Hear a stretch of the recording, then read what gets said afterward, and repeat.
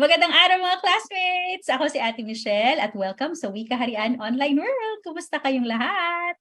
Ngayong araw ipagpapatuloy natin ang pagbabalik-aral sa wastong paggamit ng wikang Filipino. Okay? At dahil espesyal na araw na naman ito, alam niyo, meron ulit tayong inimbitahan para sa inyong lahat.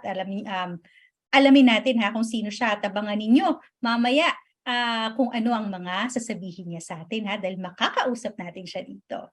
Kaya naman simulan na natin mga classmates, sabihan niyo ako sa pag-awit ng ating Kumusta, Kumusta song. Narito na!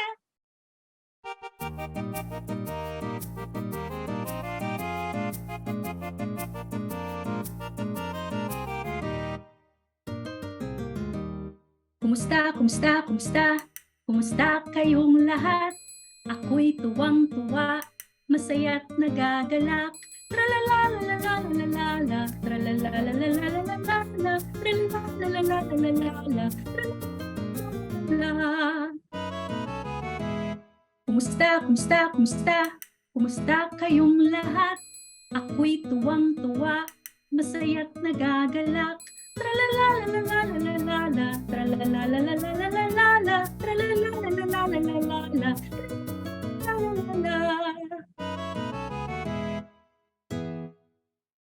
Ngayong araw, mga classmates, ipagpapatuloy natin ang iba pang wastong gamit ng gitling. Simulan na natin, ha? Balikan ulit natin kung paano isulat ang isang gitling. Sa pagsulat ng gitling, ito ay ginagawa sa pamamagitan ng pagguhit ng isang maikling linya na nakahiga sa gitnang linya ng ating papel. Parang ganito. Yan. So, gagawa tayo ng linyang pahiga. Yan. Ganyan isulat ang gitling. Ang gitling ay nagdirikit sa mga pantig o salita. Balik-aralan na natin ang iba pang wastong gamit ng gitling. Ang gitling ay ginagamit din natin para pagsamahin ang dalawang magkaibang salita na hindi nagbabago ang ibig sabihin. Halimbawa, ang salitang bahay, kubo. Ito ay ginagamitan natin ng gitling dahil pinagsama natin ang mga salitang bahay at kubo. Yan. Pero hindi nagbabago yung kahulugan ng bawat salitang iyan. Isa pang halimbawa ay ang salitang takdang aralin.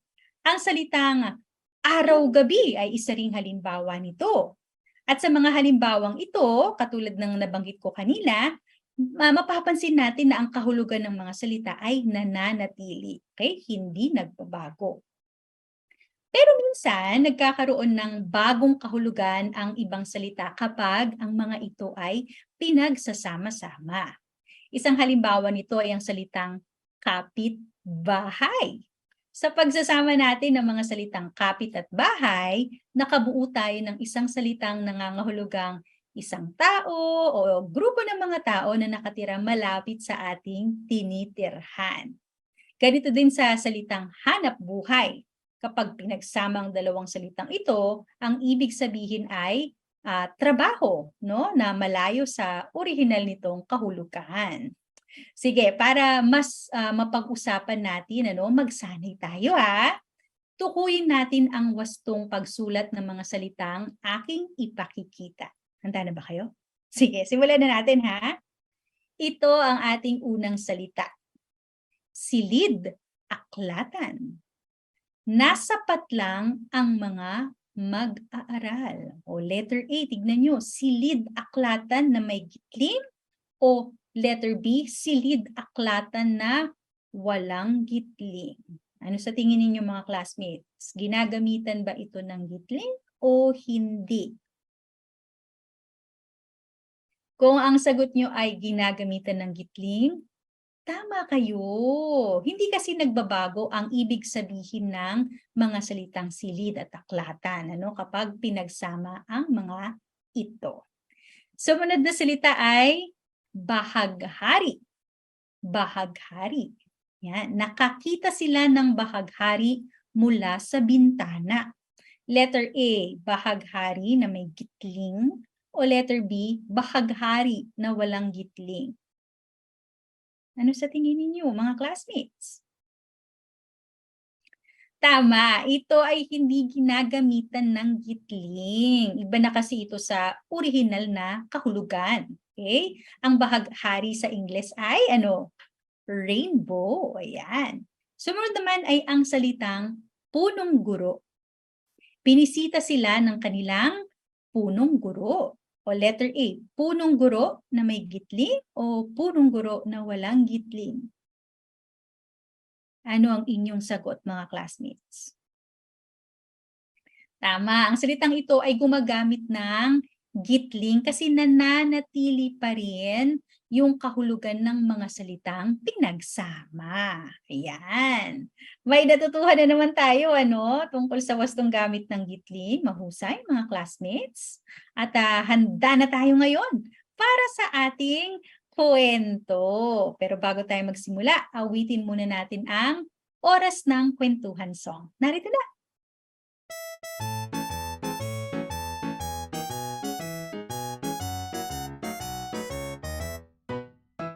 Oras na ng kwentuhan. Oras na ng kwentuhan. Oras na, buksan ang mata't tenga. Oras na ng kwentuhan. Oras na ng kwentuhan. Oras na ng kwentuhan. Oras na, buksan ang mata't tenga. Oras na ng kwentuhan.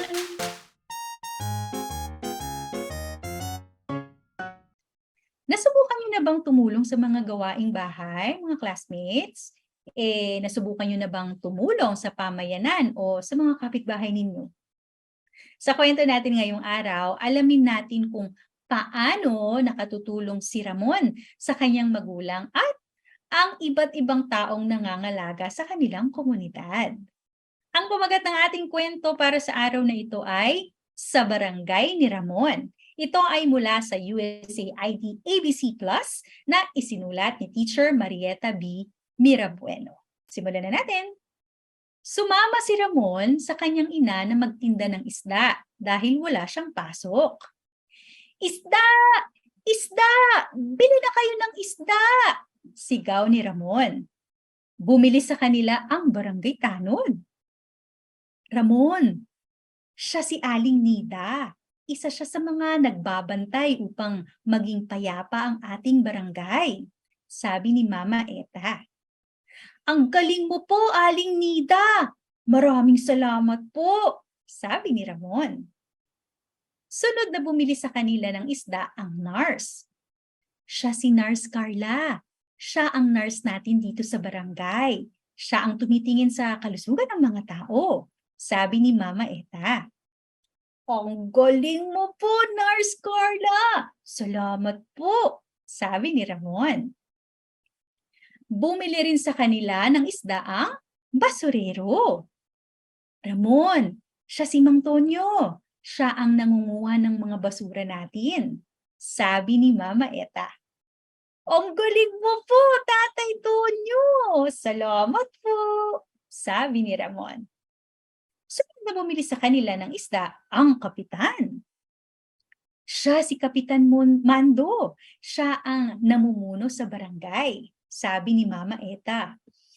Ang galing mo po, Kapitan Mando. Salamat po, sabi ni Ramon. Salamat po, Mama, sa pagpapakilala mo sa mga taong tumutulong sa barangay natin, sabi ni Ramon. Masaya si Ramon dahil marami siyang nakilala sa barangay nila. At dito nagtatapos ang ating kwentong Sa Barangay ni Ramon na mula sa USAID ABC Plus na isinulat ni Teacher Marieta B. Mirabueno. Ayan, mga classmates, nakinig ba kayo ng mabuti? Yan, sagutin natin ang mga tanong ha. Una, ano ang pangalan ng bata sa kwento? Naalala niyo bang pangalan niya? Siya si... Tama, siya si Ramon. Paano nakatutulong si Ramon sa kanyang mga magulang? Ano ba yung ginagawa ni Ramon sa ating kwento? Magaling, tumutulong siya sa pagtitinda. Ano naman ang kanilang tinitinda? Yun ba, naalala rin ninyo? Nagtitinda ba sila ng gulay o ng karne? Anong tinitinda nila? Magaling, nagtitinda nga sila ng isda. Ayan, ilan ang bumili ng isda kina Ramon? Naalala niyo ba? Medyo marami, hindi ba? Mga ilan ba yun? 4. 4 ang bumili ng isda kina Ramon. At sino-sino ang bumili ng isda sa kanila? Sino-sino yung 4 na yun? Magaling, nandun nga ang barangay tanod, si nurse o yung nurse, yung basurero, at syempre yung kanilang kapitan. At naalala niyo ba kung paano nakakatulong sa komunidad ang mga nabanggit natin kaninang mga taong bumili sa kanila? Mahusay, nagbabantay yung barangay tanod, hindi ba? Nagbabantay siya upang maging mapayapa at maayos ang komunidad. Yung nurse naman tumitingin sa kalusugan ng mga tao. Yung basurero, syempre kumukuha ng ating mga basura, at yung kapitan, siya naman ang namumuno sa barangay. Galing nyo mga classmates ha, nakinig talaga kayo ng mabuti sa ating kwento. At sa ating kwento, tumulong si Ramon sa kanyang nanay. Tulad din ba kayo ni Ramon na tumutulong sa inyong mga magulang? Alam nyo, kahit na sa maliit na paraan, tulad ng pagtulong sa mga gawaing bahay, naku, malaking bagay na yan para sa inyong pamilya. Sa pagtulong ni Ramon, maraming tao siyang nakilala. At ito ay mga taong tumutulong din upang mapanatiling malinis at maayos ang ating mga barangay. At kung may pagkakataon kayo, pasalamatan din ninyo ha, ang mga taong ito. Kagaya na lang ng ginawa ni Ramon sa kwento. Ayan, at ngayong araw mga classmates, may makikilala rin tayo. At siya ay walang iba kung hindi ang sumulat ng ating kwento, si Teacher Marieta. Magandang araw, Teacher Marieta. Magandang araw din po. Magandang araw mga kaklase. Ayan, Teacher Marieta, mukhang nagustuhan ng mga classmates natin ang kwento mo. Teacher Marieta, kailan ka ba nagsimulang magsulat ng mga kwento? Nagsimula po ako magsulat nung ako ay naging guro ng kindergarten. Kasi po, kailangan nila sa story time, during story time, nagkukwento kami po in mother tongue. Wow! So, ginawa niyo po yung mga kwento para sa inyong mga estudyante, Teacher Marieta. Ito po Opo. kwento na binasa natin ngayong araw, yung sa barangay ni Ramon. Bakit niyo po ito naisipang isulat? Ito po ang aming naisip na isulat dahil gusto naming bigyan ng parangal ang mga hanap buhay dito sa aming lugar. Ang lugar po namin ay kadalasang mga mangingisda at nagtitinda ng isda ang mga hanap buhay. Katulad din nung nasa kwento ko, Apo. Ayan. Teacher Marieta, ano naman po yung mensahe mo sa mga classmates natin? Paano ba sila matututo rin na magsulat ng mga kwento kagaya mo? Masaya mga classmates magsulat ng kwento. Kahit yung pang-araw-araw lang na nangyayari sa buhay natin, masayang isulat natin. Tulad dito sa barangay ni Ramon, napapahalagahan ang ating mga magulang kung ano ang kanilang trabaho at ang ating mga nagtatrabaho sa komunidad. Community helpers, sila po ang ating bida at mahalagang makilala ng mga kabataan. Ayan. Tama. Kailangan na-appreciate natin, Opo. Pasalamat tayo sa kanila. Maraming salamat, Teacher Marieta ha. Meron ka pa bang gustong sabihin sa mga nanonood sa Wikaran Online World? Ito pong at aming kwentong sa Barangay ni Ramon ay akma po sa mga grade 1. Sana po tangkilikin natin ang mga kwentong maiikli na nagbibigay ng aral sa ating mga kabataan. Maraming salamat po. Ayan, muli maraming salamat, Teacher Marieta. Thank you po. Alam din po.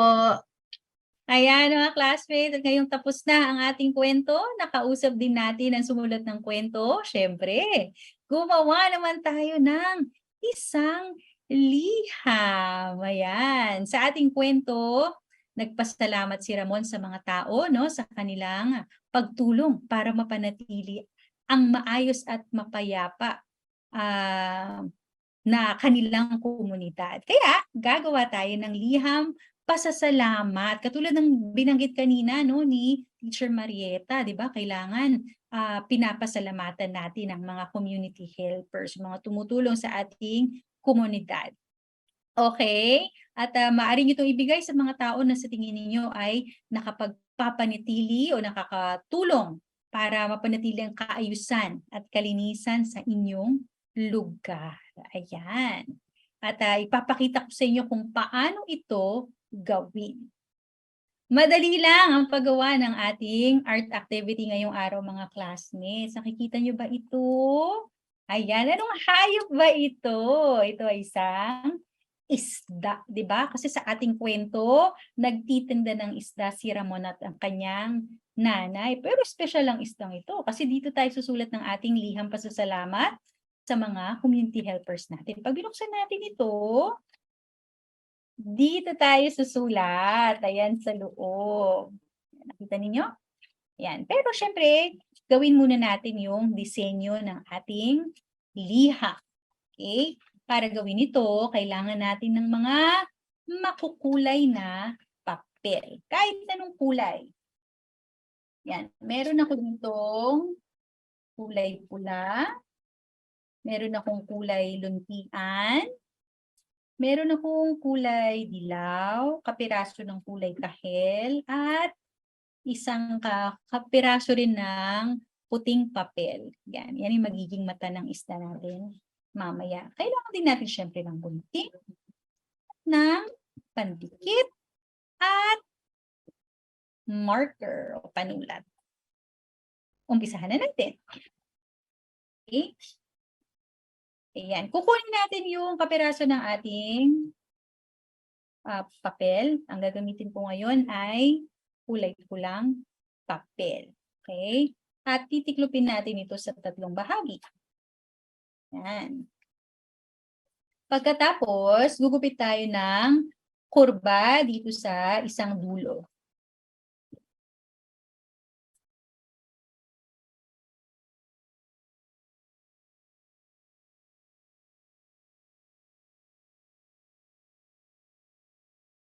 Yan. Pagkatapos, kunin natin yung kulay kahel na papel. At gugupit tayo ng hugis puso. Mag-ingat kayo sa paggamit ng gunting mga classmates ha. Hugis puso. Ayun. At ilalagay natin yan dito. Ididikit natin dito. Yan ang magiging bibig ng ating isda.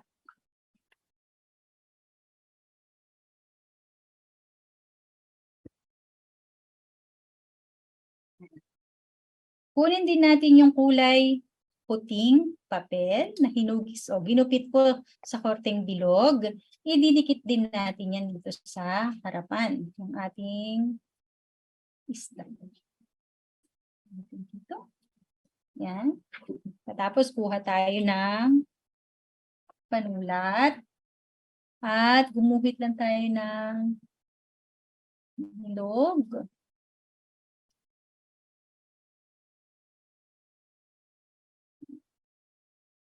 Yan. Siyempre, hindi pa tapos yan. Kailangan natin ng mga palikpik at yung buntot ng ating isda. Kaya naman kukunin ko yung kulay luntiang papel.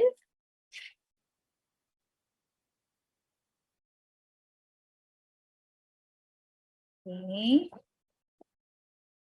Tapos, sukatin lang natin. Yan. Tapos, gugupit tayo ng tatsulok.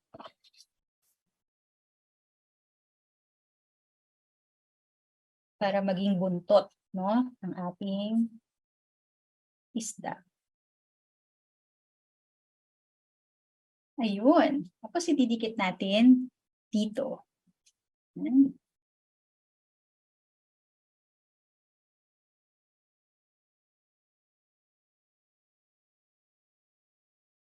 Okay. Lagyan natin ng konting korte.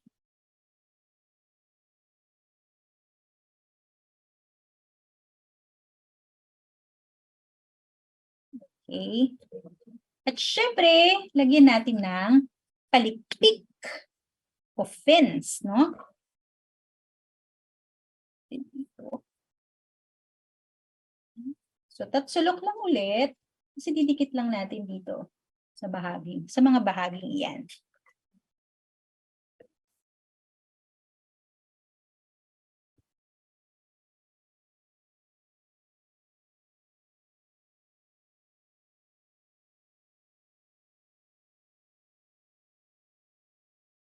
Ayan.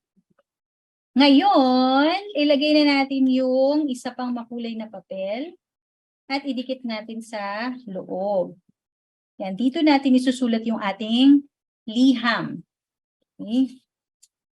Kupitin natin ng bahagya para magkasya sa loob.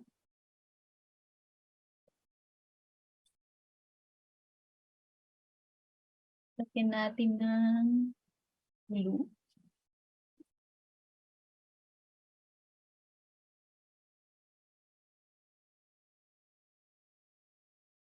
Ayan. Ngayon, isulat na natin ang ating mensahe. Sino bang gusto nyong sulatan? Sinong community helper ang gusto nating sulatan? Okay, magbalik-aral nga tayo. Anong isusulat natin sa bahaging ito? Ang petsa ngayong araw. Sulat natin. Hulyo 28, 2023. Kung anong petsa nyo isinulat, ang liham, yun din ang ilalagay yung petsa rito. Okay. Sino kayang susulatan ko? Susulatan ko si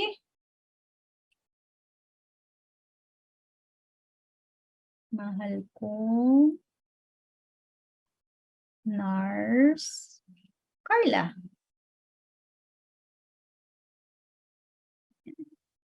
Ano bang sasabihin natin dun sa susulatan natin? Liham pasasalamat ito, kaya dapat pasalamatan natin sila sa kanilang mga ginagawa, ha? Maraming salamat sa pangangalaga sa aming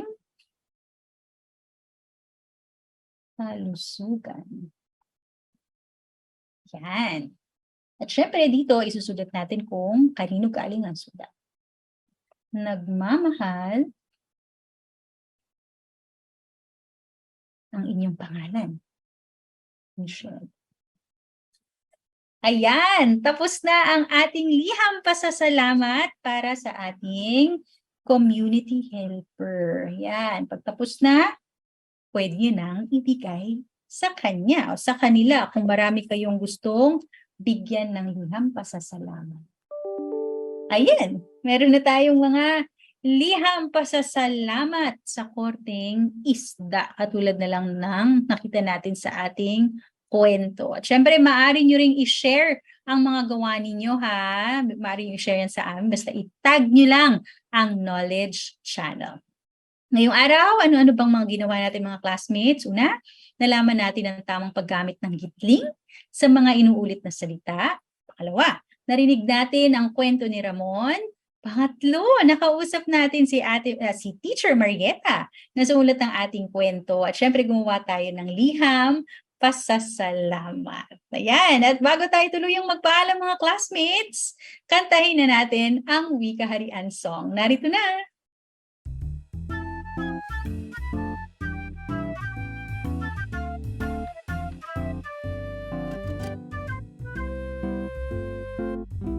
Nagsisimula ang lahat sa mga titik. Kapag nadikitan ay nagiging pantig. Pantig na nagsama, nagiging salita. Mga salita na bumubuo ng isang diwa. Umasa, sumulat, bumuo ng salita. Pangungusap, talata, bahagi ng wika. Pag-aralin silang lahat, bawat isa. At ikaw ay matututo sa pagbasa.